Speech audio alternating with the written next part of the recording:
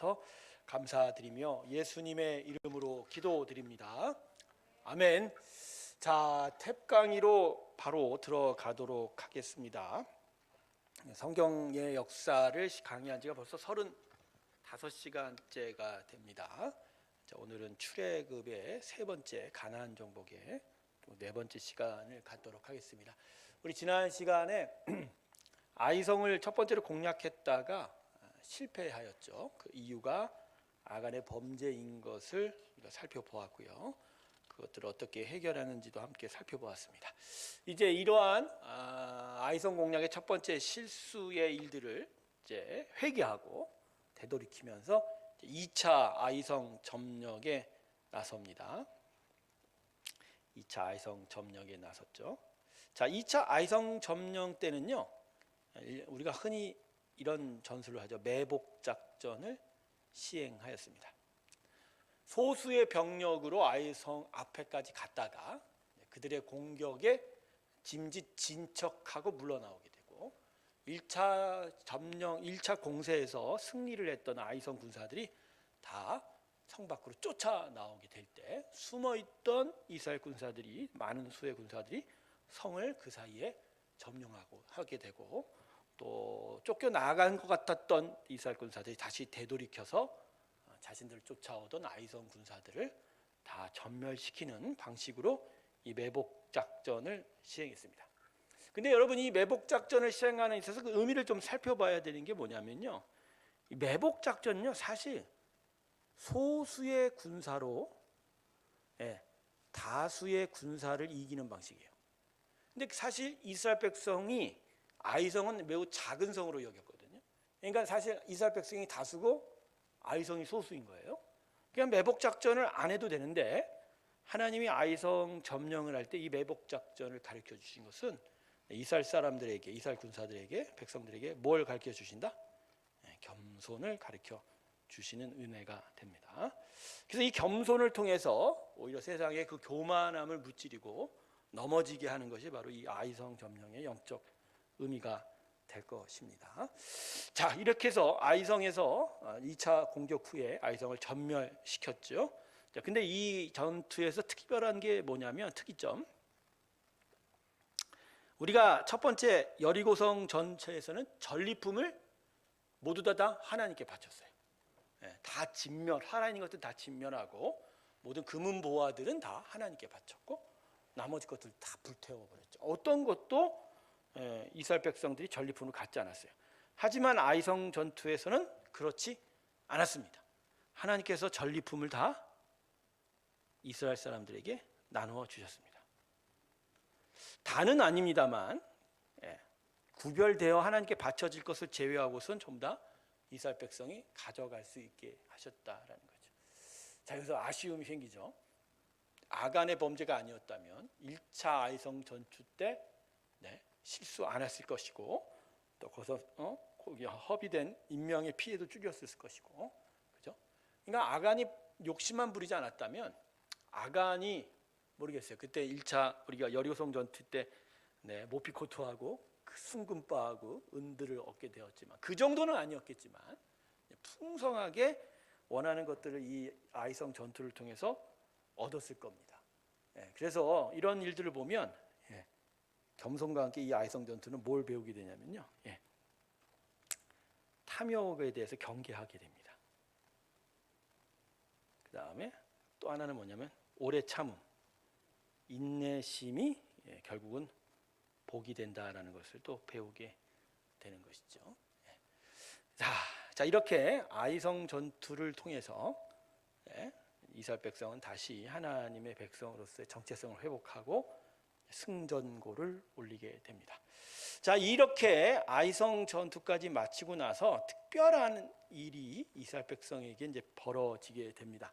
그게 이제 여호수아서 8장 30절 이후로 벌어지는 건데, 세겜에서의 신앙 고백입니다.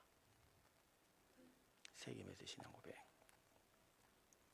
자, 이 세겜에서 신앙 고백이 어떤 식으로 벌어지냐면, 여리고성을 점령하고 아이성을 점령한 이스라엘 백성들이 여호수아의 인도함을 따라 이 세겜에 도착하고 세겜에는요 2개의 산이 있었다고 합니다.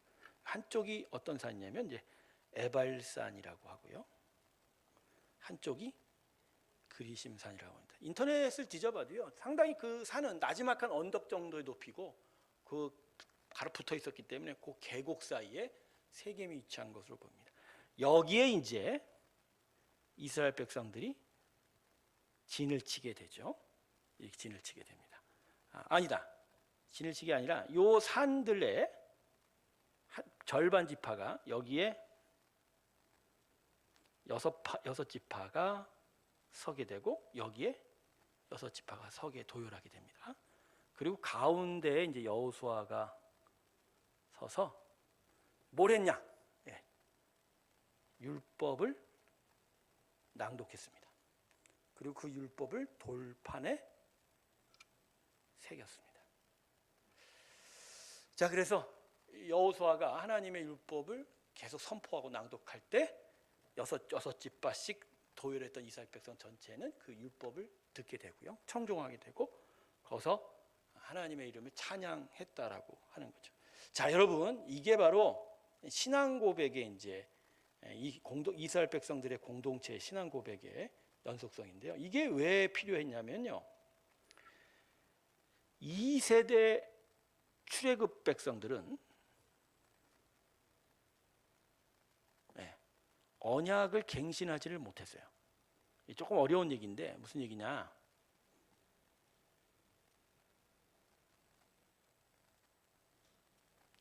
자, 이스라엘 백성들이 애굽에서 나왔어요. 그리고 3개월, 2개월 만에 어디로 들어가십니까? 하나님께서 모세를 통해서 시내산으로 들어가요. 그 시내산에서 11개월 동안 말씀 공부를 하게 되죠.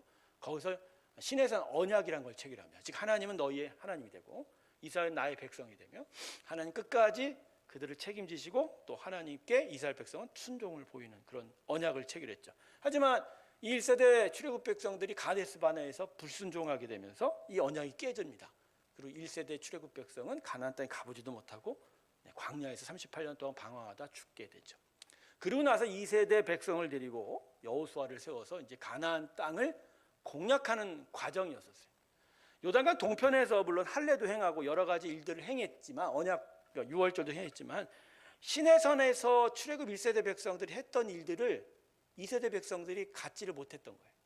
그걸 이제 이 가나안 땅에 들어와서 다시 행하게 된 겁니다. 그래서 여호수아가 율법 낭독을 통해서 하나님은 다시 이들에게 가르쳐 줍니다. 너희는 율법에 대한 뭘 지켜라? 준수해라. 순종해라. 그러면 하나님은 이스라엘 백성을 완벽하게 축복할 것이다. 그리고 이 율법을 어디다 기록했다고 했죠? 아까 제가 돌판에.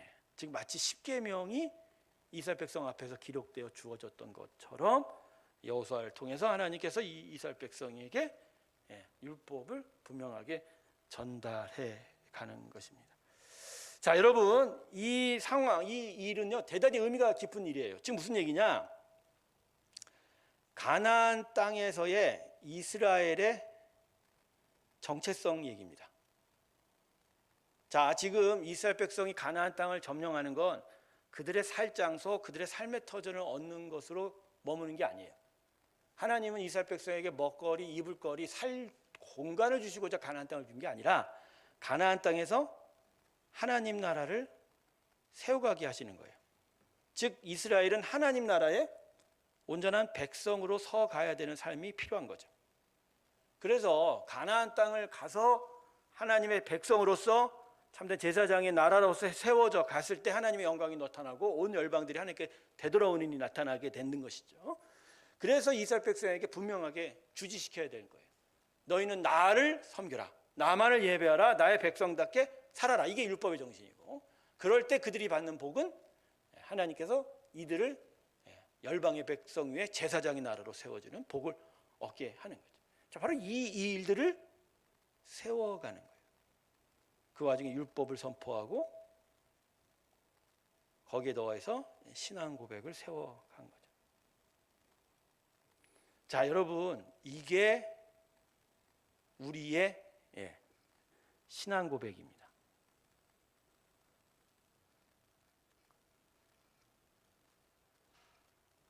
자, 여러분 하나님 앞에 신앙을 고백하죠.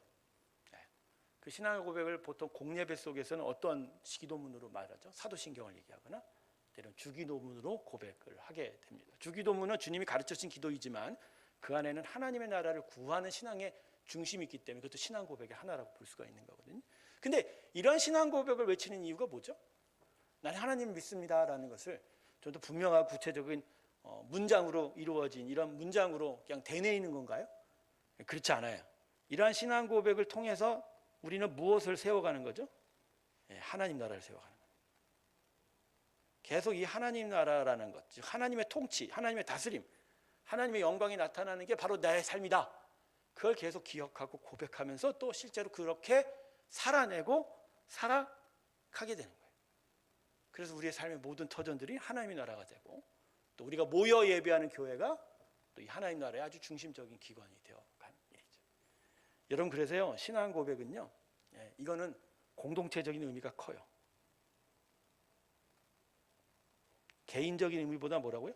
공동체. 즉 교회를 통해서 하나님 나라를 세워가는 일이 신앙 고백의 중심에 사로잡혀 있는 거예요. 그리고 이러한 일들을 통해서 결국 우리의 신앙은 결코 개인적이지 않다예요. 우리의 신앙은 어떻게죠? 공동체적이며 하나님 나라입니다. 이게 중요한 초점인 거예요. 중요한 초점. 그러니까 나의 배를 배부리고 나의 이익을 위해서 신앙생활을 한다. 그런 신앙생활은 존재할 수 없습니다. 신앙생활은 기본적으로 교회를 중심으로 또 하나님 나라를 세우는 것으로 이루어져 가고 또 우리가 부분되고 우리의 부분도 연결돼서 하나님의 몸을 이루고 예수의 몸을 이루고 온전한 하나님의 나라를 이루어가는 게 우리 신앙생활의 일이다. 제가 그래서 여기서 조금 성경의 역사하고 좀 떨어뜨려서 뭘 좀 제가 이야기하고 싶냐면, 그래서 성도의 신앙의 삶은요, 이건 교회 중심적일 수밖에 없는 거예요. 몇 번이고 제가 성도님들한테 강조해서 가르쳐드렸는데, 첫 은혜의 구원의 은혜의 삶은 개인의 심령에서 시작이 되지만 개인의 신앙의 그 심령이 시작된 구원의 삶은 결코 개인적으로 마무리 질 수 없다. 완성될 수 없다. 교회적으로, 교회를 중심으로 교회와 함께 완성이 되게 된다는 거예요. 그래서 성도의 신앙의 삶은 교회 위에서 이루어져야 됩니다. 이런 얘기가 있어요. 구원이 교회 밖에 있느냐 안에 있느냐. 이거 사실 구태의연한 말이거든. 교회가 사실은 하나님 몸이기 때문에 그 안에 있는 거죠. 그렇지만 이제 조직 교회를 얘기하면 조직 교회 밖에도 구원이 있어요. 교회, 그러니까 뭐 가령 육체로 보이는 우리들의 이 연약한 지역 교회에서만 구원이 있지는 않아요. 밖에서도 복음 선포하고 복음을 들을 수가 있어요. 그러나 그 은혜의 삶이 완성될 때는 어디서 완성이 되냐? 공동체로 완성. 그래서 교회가 중요합니다. 교회가 어떠한 신앙을 고백을 가지고 있고 또 무엇을 추구하고 어떠한 신앙의 삶을 성도들에게 가르치고 끌고 가느냐가 참 중요한 거예요. 그래서 교회가 제대로 서 있어야 됩니다. 교회가 건강해야 되고 교회가 온전한 하나님 나라를 추구할 때 그 안에 있는 성도들의 신앙의 삶도 교회와 같이 성장하고 열매 맺어 가게 되는 거죠. 또 거꾸로 얘기해서 성도들도 자기 스스로 자기 혼자서만 신앙생활을 할 수 있지 않아요. 교회를 통해서 교회와 함께 신앙생활을 할 때 비로소 하나님의 나라를 자신의 삶에서 온전하게 이루어져 가는 거예요. 근데 이제 많은 성도들이 이 교회 공동체하고 조금 멀리 하려고 그러죠. 멀리 하려고 그러죠. 어차피 스스로 예배드리기가 불편하니까. 그러니까 어떤 교회에서의 예배 자리는 참여하고 싶은데 공동체에 적극적으로 들어오는 것은 힘들어하죠. 힘들어요. 그러다 보니까 성도들의 공동체성, 공공의 이익, 그다음에 자신 스스로 하나님의 백성으로 하나님 나라를 이루어가는 부분이 대단히 약해져 가게 됩니다. 제가 오늘도 묵상하면서 하나님께서 이 세대에 무엇을 싫어할까에 대한 이야기를 묵상했더니 이 부분 하나님이 싫어하신 것 같아요. 개인화가 우상화가 되었다는 거예요. 자, 우리나라도 지금 벌써 이러한 시대에 접어들었는데 개인의 이익이 마치 신성 불가침인 것으로 생각이 됩니다. 그래서 한 개인의 삶, 개인의 영혼, 개인의 인생, 그 누구도 그거를 욕할 수 없고 비난해서도 안 되고 정죄받을 수도 없고, 그 스스로가 무슨 생각을 하고 무엇을 바라는지 거기에는 결코 개입해서는 안 된다라는 생각이 팽배한 것 같아요. 그래서 내가 먹고 살기 위해서, 내가 살아내기 위해서 이 말만 나오면 누구든지 뒤로 물러서요. 근데 그렇지 않죠. 그렇지 않죠. 한 개인이 천부의 모든 자기 자유를 얻고 있는 건 아니거든요. 이 땅의 모든 인생은 하나님께서 만드셨습니다. 할렐루야. 그래서 개인화가 될 수가 없어요. 하나님의 은혜 아래, 하나님의 다스림 안에 한 개인이 서 있는 거예요. 즉 자기 혼자가 아니라 항상 무엇과 연관되어 있는 거죠? 나를 만드신 하나님, 날 다스리신 하나님, 또 믿는 사람들은 날 구원하신 예수님과 성령의 은혜 안에서만이 자기 자신을 발견해야 되는데, 이 세상은 지금 그것과 전혀 상관없이 개인화가, 이게 마치 뭐가 되는 거예요? 우상이네. 자, 이렇게 되니까 교회가 약해지는 거예요. 교회가 약해져요.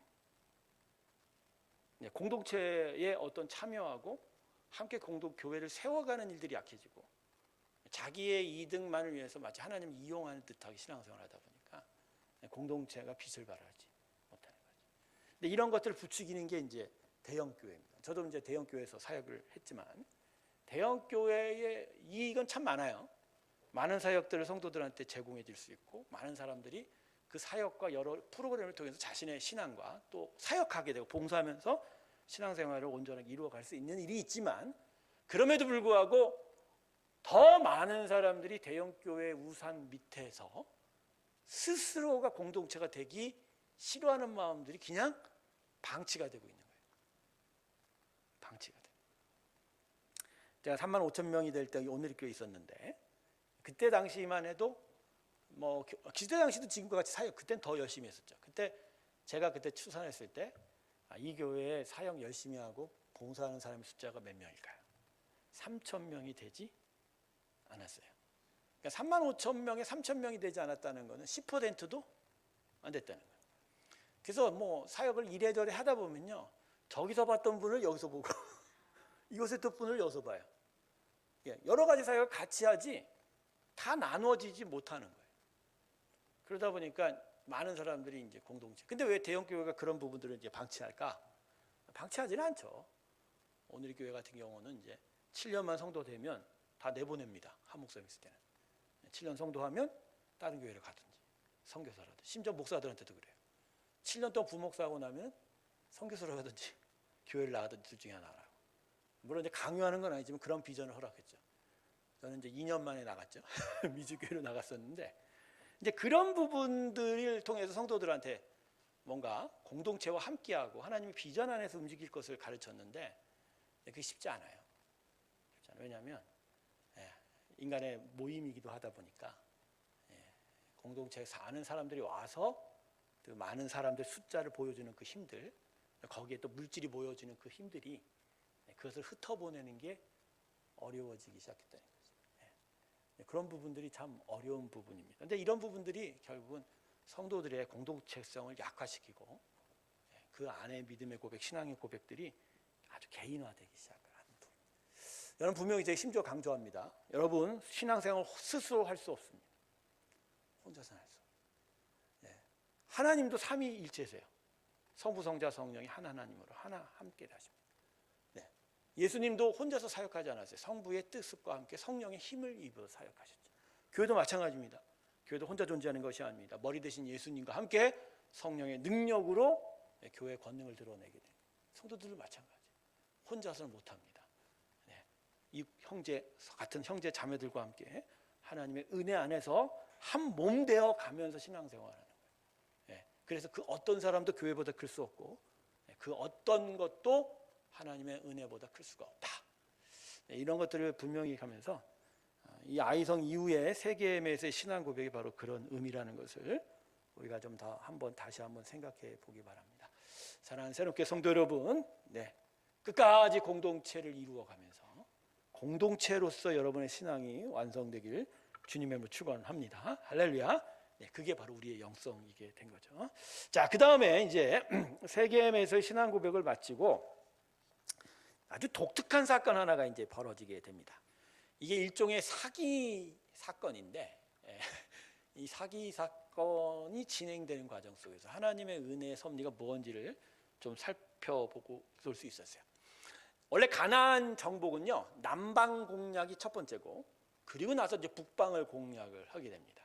그러다 보니까 이제 남방 쪽으로 이제 좀 계속 공세를 취하고 있는데, 여리고성이 제가 지난 시간에 얘기했죠. 되게 큰 성이라고요. 근데 그게 아주 쉽게 함락이 되고, 아이성 1차에서는 어려웠지만 2차에서 다시 한번 그 공략을 하게 된 이스라엘 백성에 대해서 이제 가나안 땅에 있는 이방 족속들이 이제 두려움을 겪게 되는 거예요.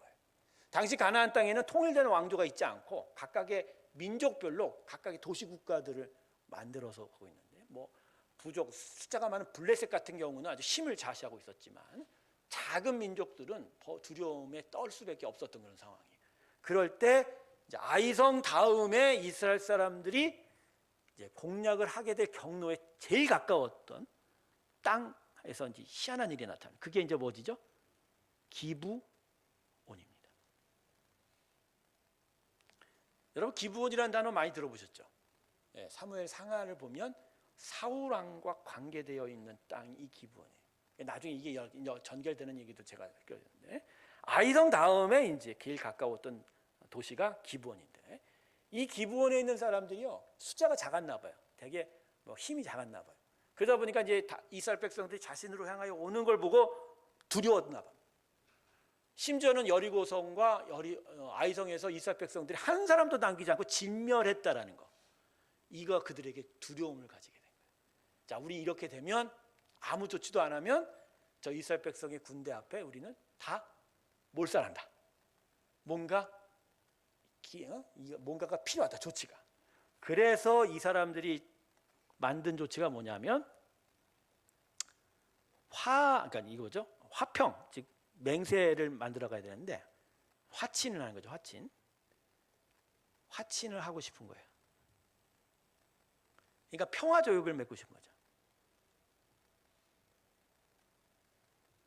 그런데 평화 조약을 맺기 위해서 한 가지 걸림돌이 있어요. 뭐냐면 이스라엘 사람들은 여리고성과 아이성을 보면 가나안 땅에 있는 모든 사람들은 다 죽여버린단 말이에요. 그러니까 자기들하고 화친하기 위해서는 자기들은 가나안 땅 사람이 아니라 저 먼 곳에서 온 사람이라고 자기를 증거해야 돼요. 일단 속이고 보자는 거죠. 속이고 나서 그들이 어떻게 되는지는 나중에 맡겨보고.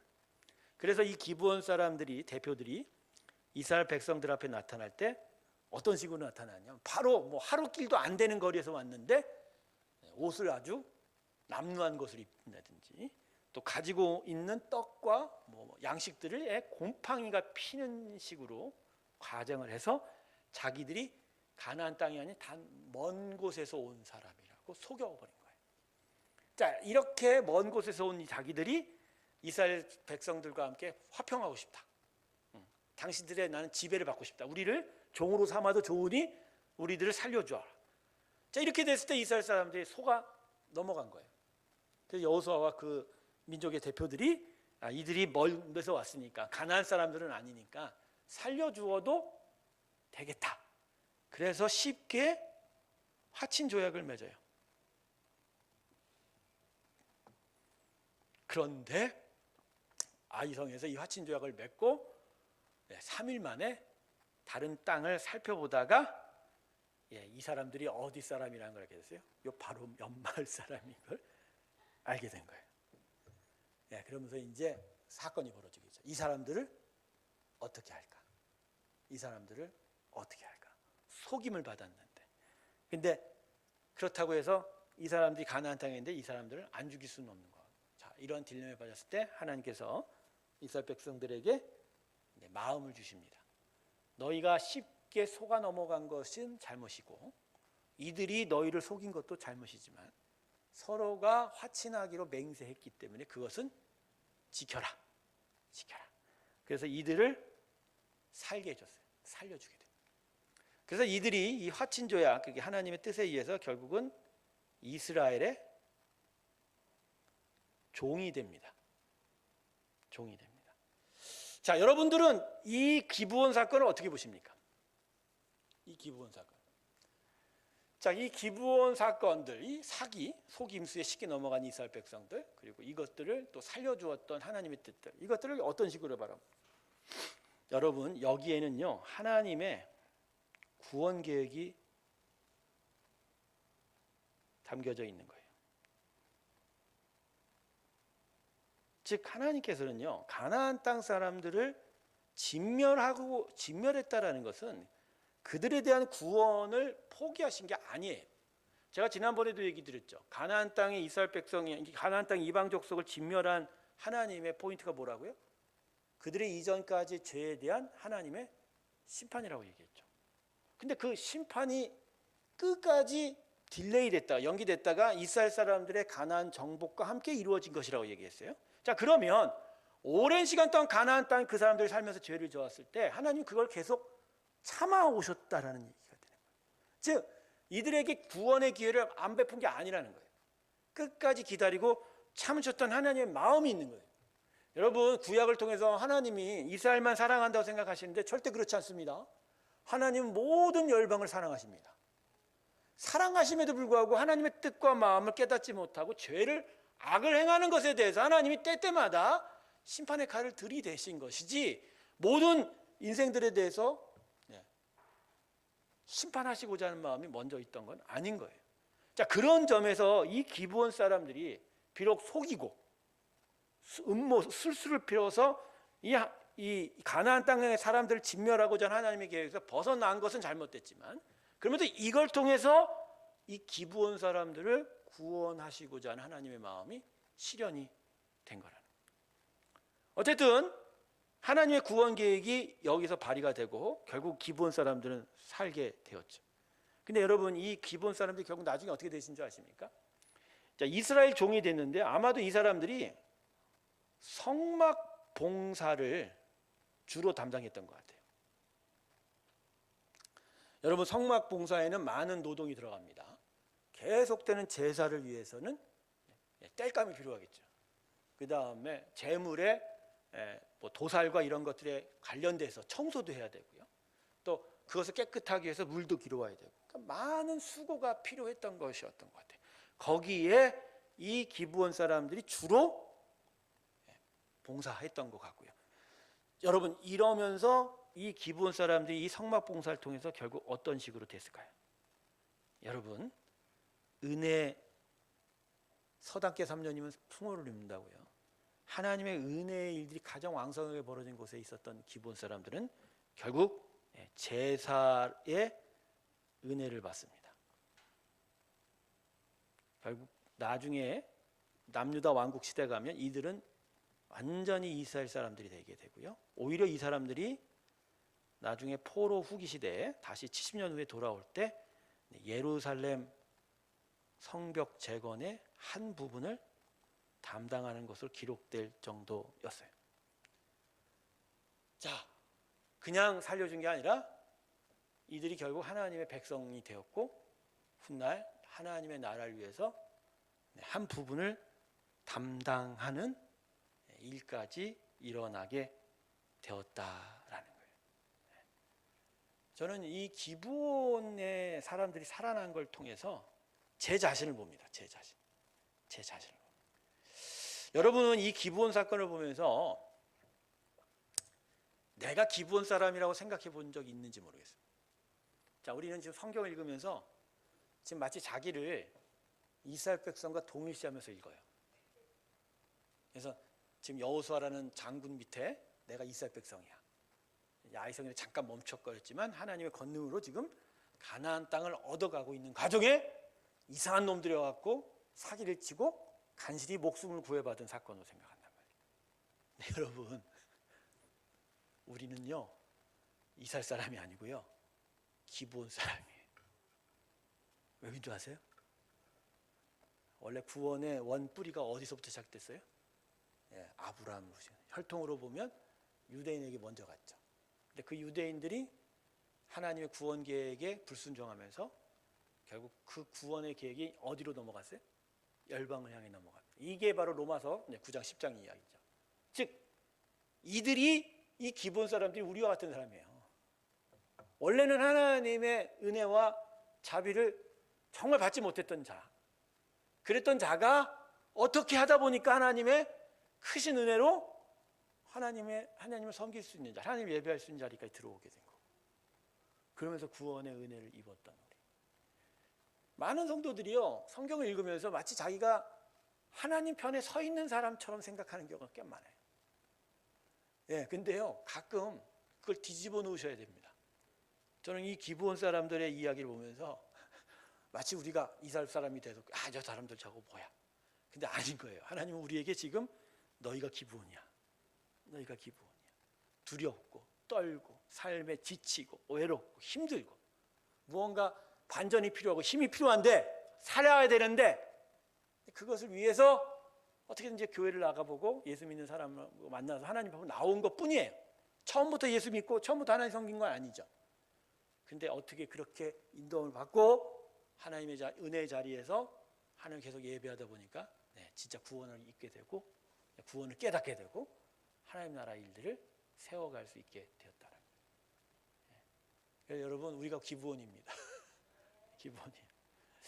저는요, 성도 여러분, 성경을 읽으면서 제일 중요한 자세가 겸손이라고 생각합니다. 겸손이 아니면 성경이 읽혀지지가 않아요. 성경이 읽혀지지가 않아요. 즉 내가 어떤 자격이 돼서 하나님의 은혜를 받을 만하고 또 그 은혜에 의해서 마땅한 봉사를 하고 그래서 당연히 하나님이 나에게 축복해 줘야 되는 정도로 생각하시면 절대 성경이 자기 말씀 안 됩니다. 오히려 하나님의 크심 앞에 언제나 연약하고 부족한 자기 자신을 깨달아야 돼요. 그래서 애통한 마음을 갖고 또 하나님의 그 크신 은혜를 내가 어떻게 얻을 수 있을까라고 하는 그런 안타까운 마음을 가질 때 오히려 하나님은 그걸 의로 여기시는 거죠. 바로 거기서 예수 그리스도의 십자가가 세워져 가는 거예요. 여러분, 교만의 자리에는 십자가가 세워질 공간이 없습니다.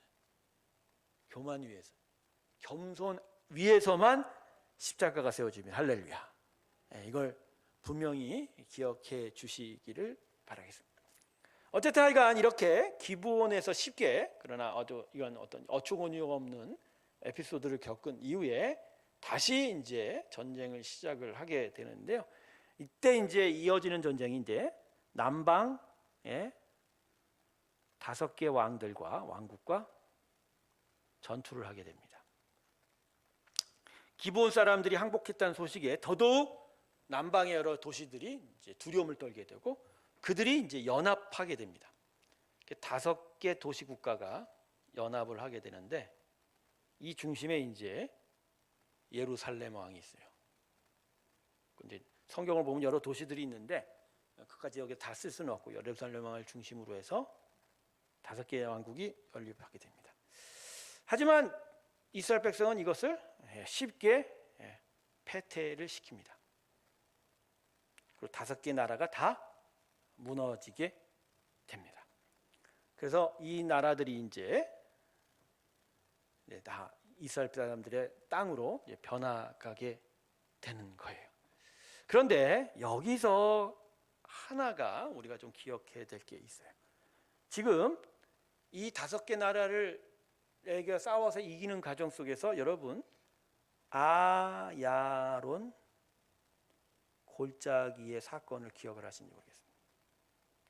아야론 골짜기. 이스라엘 군대가 이 아야론 골짜기에서 남방의 5개 나라를 패퇴 전쟁하는 가운데 여호수아가 하나님께 간구합니다. 날이 새면 이들을 다 물리칠 수 없으니 해를 계속 중천에 떠있게 해주십시오.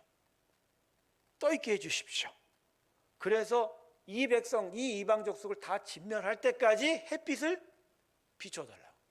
그래서 그때 하나님께서 이 아령 골짜기에 해를 길게 두셨습니다. 이방 족속이 다 물러갈 때까지. 근데 왜 제가 이런 얘기를 하냐면요, 1960년에 한창 우주 개발이 미국 중심으로 이루어졌을 때 미국 나사가 관측한 결과가 있는데 이게 뭐냐, 지구궤도 별, 태양, 달 여러 가지 것들을 계산해 봤더니 하루가 지구의 날수의 하루가 사라져 버렸답니다. 저도 이걸 이제 계속 읽고 찾아보면서 이게 도대체 뭔 계산인지 저는 잘 모르겠어요. 천문학과 관련돼 있다 보니까. 그러니까 24시간이 지구가 잃어버렸대요. 즉 쉽게 얘기하면요, 24시간 시간이 비는 거예요. 그 전체의 계산을 맞춰봤더니. 그럼 이 24시간이 왜 비었을까? 아에론 골짜기의 사건이 관계가 돼 있는 겁니다. 이 아에론 골짜기 사건이 여호수아 10장인데 해가 중천에 계속 떠 있어서 그때 당시로는 24시간 20분이 지체가 됐단 말이에요. 하루가. 이 사람 천문학, 이 나사가 얘기한 거예요. 두 번째, 여러분 히스기야 왕 알죠? 히스기야 왕 할 때 왕하 20장의 사건인데 이때 자신의 병에 대한 이야기를 하면서, 그죠? 히스기야 왕이 증거를 보여달라고 했죠. 그랬더니 해 그림자가 뒤로 물러갔어요. 그때를 10도 물러갔다고 하죠. 10도 물러갔으니까 이게 시간으로는 40분에 해당된답니다. 듣고 계시는 분들은 이게 뭐 그냥 토픽이고 해외 가십 정도로만 생각하는지 몰라도 어쨌든 하여간 그래서 이 2시간을 합치니까 몇 시간이요? 24시간이 모자랐다. 이렇게. 여러분은 성경의 기록이 어느 부분에서는 허구라고 생각하시죠? 그래서 우리의 구원에 관련된 영적인 가르침을 담고 있지 그 문자 그대로의 진실성, 진리성, 사실성에 대해서는 고개를 가우뚱하시는 분이 많습니다. 이 성경의 역사를 창세기부터 작년부터 제가 진행을 해왔을 때 창세기 때도 제가 계속 얘기 드렸어요. 물론 이제 창조과학회라는 분들이 이 창경 말씀을 통해서 진짜 그렇게 이루어졌다는 걸 계속 증거하는 일들이 있지만 기본적으로 성경은 그 자체로 진리입니다. 물론 원본이 상실이 돼서 그것을 사본화되면서 복사하고 하는 과정에서 문자적으로 마이너한 실수가 있어요. 아주 작지 않은 실수가 있지만 그것 때문에 성경의 진리가 무너지는 건 아니에요. 물론 성경이 과학책이 아니기 때문에 다 과학적인 사실을 담고 있지는 않아도 그 문자 그대로의 일들을 다 들춰보게 되면 그 자체로 사실이라는 거죠. 저는요 성경을 통해서 그래서 이걸 배웁니다. 하나님은 우리 인생 속에 당신의 역사를 분명하게 이루어 주신다. 할렐루야. 이루시는 분이. 홍해가 갈라진 게 분명하죠. 요단강의 물길이 갈라진 게 분명하죠. 여리고성이 이스라엘 백성의 함성 소리에 그대로 무너진 게 분명하고 아란 골짜기에 해가 중천에 떠서 23시간 20분이나 멈춰섰던 것도 분명하고 바로 그 분명한 하나님이 우리 인생에 지금도 살아계십니다. 그분이 뜻을 세우신다면 우리 인생에도 똑같은 기적은 일어날 수 있습니다. 사실 이미 기적은 일어났어요. 우리가 하나님을 예배할 수 있는 것 자체가 기적입니다. 세상에서 가장 큰 기적이 뭔지 아십니까? 사람 마음이 변하는 겁니다. 사람 마음은 우리 힘으로는 변할 수가 없어요. 아무리 자기가 좋아하는 여인에게 꽃다발을 매 하루에도 몇십 개씩 갖다 바쳐도 그 여인 마음 변하게 하는 건 꽃이 아닙니다. 사람 마음이 변해서 하나님의 사람이 되고 하나님을 예배한다는 것, 그것만큼 기적이 없어요. 그런 기적이요. 그래서 제가 지난 연말에 우리가 성탄과 대림절 예배를 드리면서 진짜 땅에는 평화가 어떻게 이루어지는지에 대해서 제가 말씀드리지 않았습니다. 그냥 예수가 이 땅에 오신 걸로 평화가 이루어지지 않는다는 거죠. 예수님이 우리에게 평화의 길을 열어주셨지 진짜 그 평화 되심이 우리 가운데 있으려면 우리가 예수님을 믿어야 돼요. 그리고 그 평화의 사람들로 변해야 됩니다. 그래야 이 땅의 평화가 충만합니다. 할렐루야. 신앙인들에게 있어서 연약한 부분이 바로 이런 거예요. 아까 이제 공동체성하고도 마찬가지인데 나는 변하지 않고 나는 그렇게 수고를 기울이지 않았는데 누군가가 차려준 밥상, 누군가가 만들어진 그 이득은 내가 얻고 싶은 거예요. 그러니까 기독교인들이 하나님을 믿는 이유 중에 이 부분이 있어요. 하나님이 이루어 주심의 복을 내가 작은 수고를 들여서 얻고 싶은 거예요. 네, 물론 예수님이 내 안에 들어오시고 성령이 내주하심으로 하나님을 믿게 되는 수고는 우리 안엔 작은 수고일 거예요. 그런데 그 신앙의 완성은 그것만으로는 안 됩니다. 한 번 예수 믿었다고 입술로 고백했다고 진짜 신앙의 완성이 옵니까? 예수 믿어가는 일들이 우리 가운데 벌어져야 합니다. 예수 믿어가는 일들이 벌어져야 돼요. 저는 그것을 옥토에 씨가 뿌려진 것으로 생각해요. 여러분, 우리의 마음밭에 씨 뿌려졌다고 그걸 끝입니까? 여러분, 그 한 알의 씨앗에서 싹이 나와서 그 무거운 흙더미를 펼치고 싹이 올라오는 게 이게 엄청난 수고예요. 그 일들이 우리 마음 안에서 벌어질 뿐만 아니라, 그리고 그 싹이 큰 나무로 자랄 때까지 잎이 번창하고 꽃이 피고 나중에 열매가 맺을 때까지 그 자라나는 과정의 수고는 또 이루 말할 수가 없어요. 그건 하나님과 함께 우리도 같이 감당해야 될 부분이에요. 그래서 신앙은 하나님과 동행하면서 열심히 살아내야 돼요. 눈물로 씨를 뿌리는 자는 기쁨으로 단을 거두리라. 이 말이 농사에 대한 이야기가 아닌 거예요. 우리 신앙에 대한. 근데 이 신앙생활을 너무 쉽게 하려고 그래요. 너무 쉽게 하려고. 여러분, 쉬운 길은 없습니다. 쉬운 길은 없어요. 마치 신앙생활이요, 값없이 구원을 얻었다고 해서 너무너무 쉽게 한다고 생각하는데 그게 아니에요. 예수의 구원은 우리의 재물, 우리가 어떤 죄에 대한 대가를 보면서 할 수 있는 차원이 아니기 때문에 우리의 공로 없이 예수님의 공로로만 되어지지만, 그 예수님의 공로로 이루어진 십자가를 우리 삶에서 온전히 이루어가기 위해서는 우리가 하나님을 향하여 온전하게 들여가는 일이 필요한 것이죠. 자, 이래서 이제 남방의 5개 나라의 연합군도 이제 패퇴를 시켰습니다. 자, 그리고 나서 이제 남방 공략이 마무리를 지었던 것 같아요. 자, 그리고 나서 이제 북방 공략을 마칩니다. 북방 공략에 들어가게 되죠. 자, 제가 지도를 좀 한번 다시 길어다 드릴게요. 자, 이게 갈릴리 호수고요. 요단강을 따라서 밑에 사해가 있습니다. 자, 예?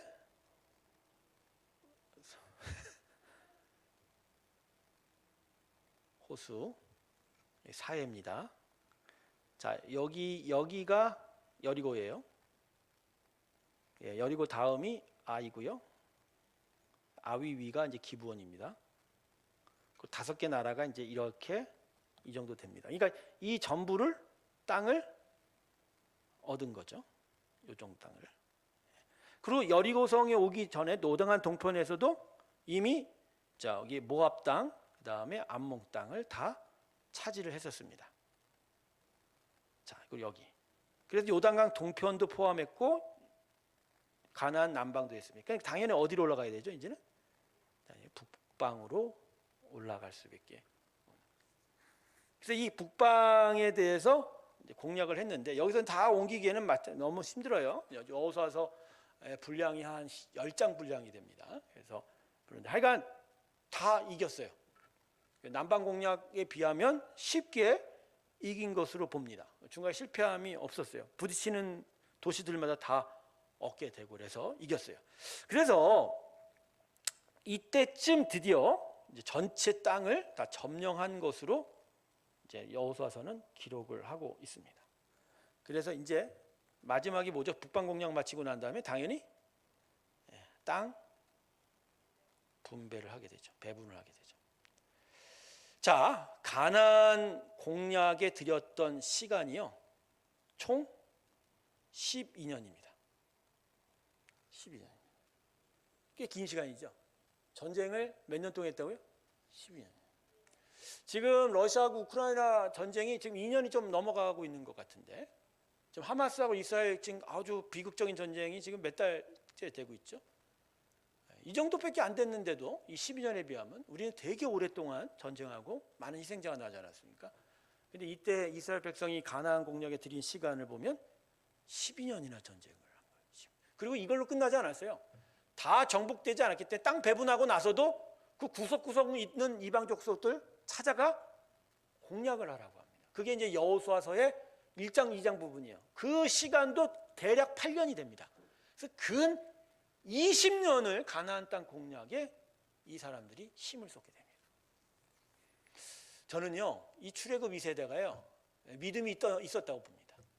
처음에 그냥 1세대가 죽고 나서 어쨌든 하나님께서 밀고 올라가시니까 따라왔는데 이 가나안 땅을 공략하는 20년 동안 지치고 힘들었겠지만 끝까지 가나안 공략에 임했어요. 그 결과가 완전히 이루어지지 못했지만 그래도 이들은 하나님의 말씀에 순종했어요. 하나님의 일들을 완성했어요. 여러분 20년 동안 전쟁했다고 생각하십시오. 큰일입니다. 큰일이라. 여러분 생각해 보세요. 전쟁에 임했던 사람은 젊은 군사들이었을 거예요. 20세, 18세 이상부터 60세 미만까지로 봤으니까. 근데 이들이 전쟁만 했겠습니까? 집에 와서 가정들은 안 돌봤을까요? 전쟁하면서도 계속 왔다 갔다 하면서 먹을 것도 구하고 농사도 지었을 거라는 거예요. 만나와 메추라기는 이미 요단강 동편에서 끊어졌거든요. 이들이 먹어야 되지 않습니까?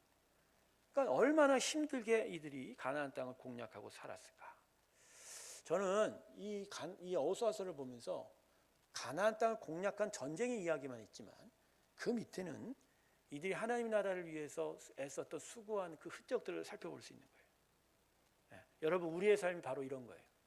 우리의 삶이 하나님 나라를 이루어가면서 또 우리의 삶의 터전을 가꾸어 먹을 것을 구하고 또 하나님을 예배하고 또 공동체를 교회를 섬겨가는 일들이 다양하게 섞여져 있는 거예요. 이게 바로 신앙인 거예요. 이 신앙. 그래서 저는 이 땅에서의 믿음의 사람들의 삶은요 수고가 있을 수밖에 없어요. 수고가 있을 수밖에. 이런 수고 끝에 하나님을 섬기고 하나님을 예배하면서 나중에는 진짜 완전한 안식의 땅에 도착하게 되는 거죠. 그게 바로 천상의 천국이 되는 것이니까요. 자, 그래서 이렇게 된 과정에서 이제 제가 지도를 마무리하면서 오늘 강의를 좀 마무리 주려고 했는데 다시 지도를 좀 그려드릴게요. 이제 땅을 배분을 해야 됩니다. 그래서 자, 제가 지도를 잘 그릴 수 있게 도와주십시오. 여기가 갈릴리 호수입니다. 요단강이 쫙 흐르고 밑에 사해가 있습니다. 염해. 자, 이 사해에서 아르논강이 흐르고요. 그 우측에 이제 그 유명한 야곱의 이야기가 있는 야복강이 흐릅니다. 자, 그리고 이제 중요한 도시들을 제가 써드릴게요. 요쯤이 예루살렘입니다. 요쯤 위가 여기가 세겜 정도 됩니다. 자, 그럼 이런 상황에서 이제 땅을 어떻게 배분했을까? 자, 유다가 이 남방 전체를 가지게 됩니다. 근데 재밌는 건 유다 땅 안에 부엘세바를 중심으로 스불론 지파가 자리를 차지하게 됩니다. 그리고 맨 마지막 아들이었죠, 야곱의 베냐민이 예루살렘을 포함한 이 지방을 갖게 되고요. 그리고 요셉의 큰 아들, 둘째 아들이었던 에브라임이 이 큰 땅을 차지하게 됩니다. 그 옆에가 단 지파고요. 그 다음에 이 위에 세겜을 포함한 위 이 땅 큰 지역을 므낫세 지파가 차지하게 됩니다. 므낫세가 요셉의 큰 아들이죠. 근데 이 므낫세 지파는 절반밖에 안 돼. 이쪽은 이미 요단강 동편에서 므낫세가 절반 반 지파를 더. 그래서 그 이쪽에 갈릴리 호수 동편까지 므낫세가 또 차지하게 되죠. 그리고 그 밑에가 갓 지파, 그 밑에가 야곱의 큰 아들 루벤 지파가 되는 거죠. 자, 그러면 이제 지파가 몇 개 남았습니까? 4개 남았습니다. 4개. 그래서 요 세겜 위에 갈릴리 호수 요 밑에가 이사갈, 그 위에가 시므온, 그 옆이 아셀 지파, 그 위가 납달리 지파가 됩니다. 그래서 총 12지파의 땅 배분이 완성이 되었습니다. 그리고 요 땅 배분이 지파 있을 때 요 예루살렘 근처에 요 여리고성을 넘은 이 자리가 원래 길갈이라는 곳에 12년의 여호수 가나안 정복 전쟁 속에서 총 성막이 있던 자리였는데 정복 전쟁이 거의 완성되면서 세겜 근처인 실로로 성막을 옮겨가게 됩니다. 전체에서 이제 이스라엘 사람들이 오고 가기 편하게 제사 드려야 되니까 이렇게 된 거죠. 예, 이게 자, 근데 여러분, 요 과정에서 두 가지 에피소드가 있죠. 두 가지 에피소드가 뭐죠? 먼저 예, 갈렙입니다. 갈렙.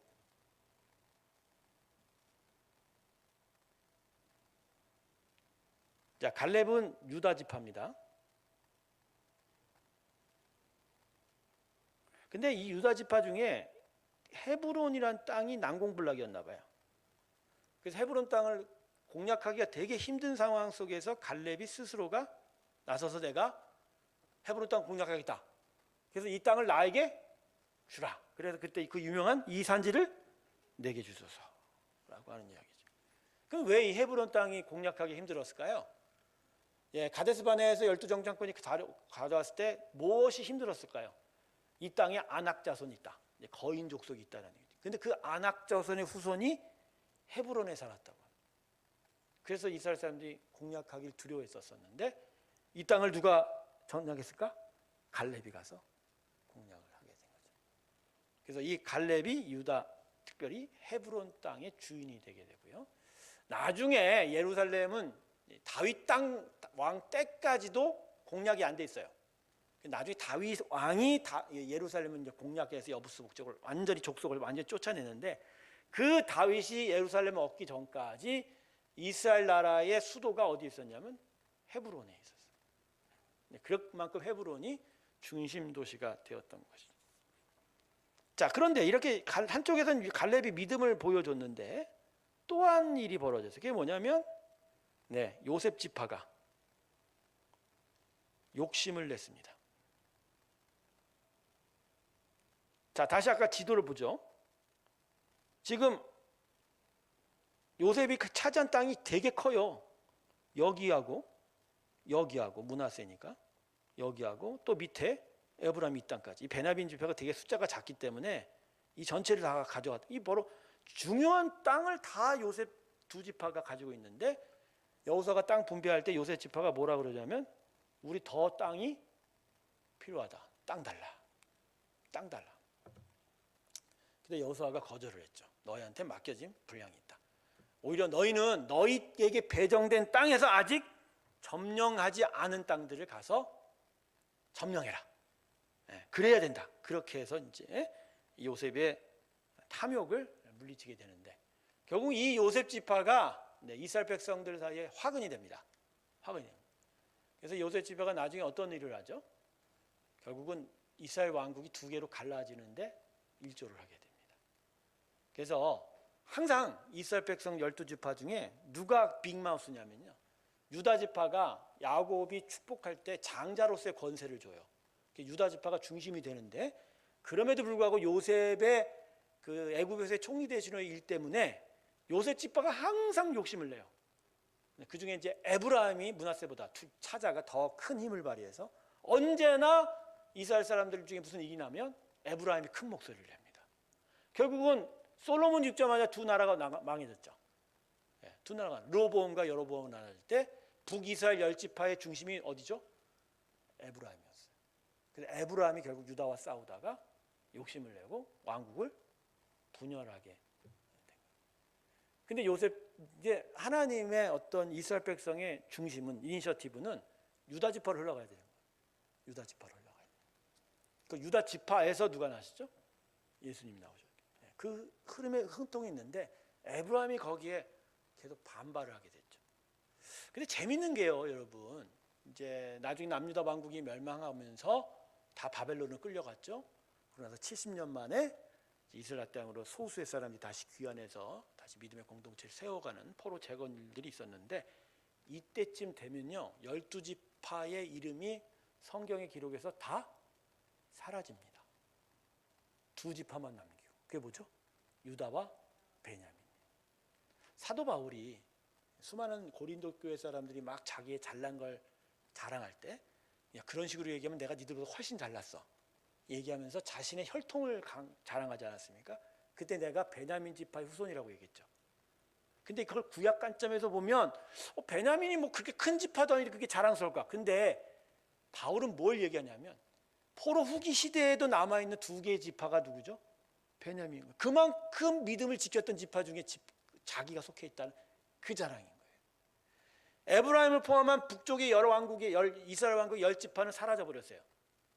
하지만 남쪽의 유다와 베냐민은 끝까지 존속해 있었다는 거죠.